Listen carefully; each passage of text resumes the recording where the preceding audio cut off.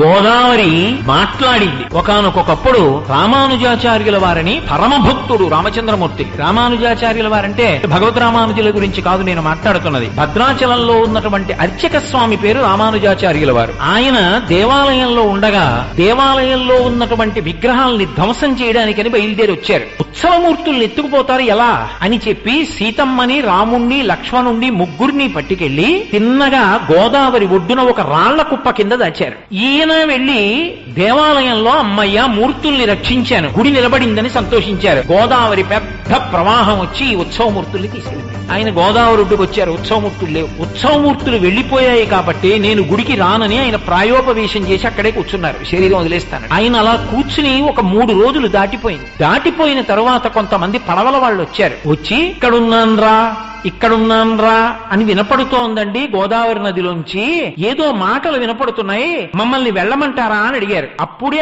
ఆయనకి ధ్యానంలో కనపడ్డారు. గోదావరి నది దాచింది మూర్తుల్ని, వెళ్లి తెచ్చుకో, కానీ సీతమ్మ కనపడదు. ఎందుకు అంటే ఆ సీతమ్మ ప్రత్యేకంగా కోరుకుని సీతమ్మని తన కడుపులో పెట్టేసుకుంది. సీతమ్మని ఇవ్వదు. కాబట్టి రామలక్ష్మణులు దొరుకుతారు, తెచ్చుకో. నా పక్కన కళ్యాణానికి సీతమ్మ ఉండాలి కదా, మరి సీతమ్మ కావాలి అంటే ఫణిగిరి సంస్థానం నుంచి పట్రా, కానీ ఫణిగిరి జమీందారు గారు ఇవ్వరు. అందుకని ఫణిగిరికి భద్రాచలం అర్చకులు వెళ్ళండి. ఆయన ఎంతో గౌరవించి ప్రసాదం ఏమీ పుచ్చుకుని రాత్రి ఉండి రేపు వెళ్ళండి అంటాడు. రాత్రి కుంచకోళ్లతో రహస్యంగా తలుపులు తెరిచి సీతమ్మని ఎత్తుకొచ్చేయండి, ఆ సీతమ్మని నా పక్కన పెట్టి కళ్యాణం చేయండి అన్నారు. అర్చకులు జమీందారు గారి దగ్గరికి వెళ్ళి ఆ రాత్రి పడుకుని రాత్రి కుంచకోళ్లతో తలుపులు తీశారు. తీసి సీతమ్మ విగ్రహాన్ని ఎత్తుకొచ్చాము అనుకుని లక్ష్మణస్వామి విగ్రహాన్ని ఎత్తుకొచ్చారు. కంగారులో కొంత దూరం వచ్చి చూస్తే లక్ష్మణస్వామి మళ్లీ లోపలికి వెళ్లి మళ్లీ అక్కడ పెట్టేసి సీతమ్మని తీసుకొచ్చేశారు. ఫణిగిరి జమీందారు గారికి తెలిసి భద్రాచలం అర్చకుల్ని దండిస్తానని బయలుదేరదాం అనుకున్నారు. రాత్రి రామచంద్రమూర్తి కల్లోకి వచ్చి ఫణిగిరి సీతమ్మని నేనే కోరుకున్నానయా జమీందారు, బయలుదేరి వచ్చి మొదటి కళ్యాణం నువ్వు చేసి జనక మహారాజు గారి స్థాయి పొందు అన్నాడు. ఆయన మేళతాళాలతో బయలుదేరి వచ్చి కళ్యాణం చేశాడు.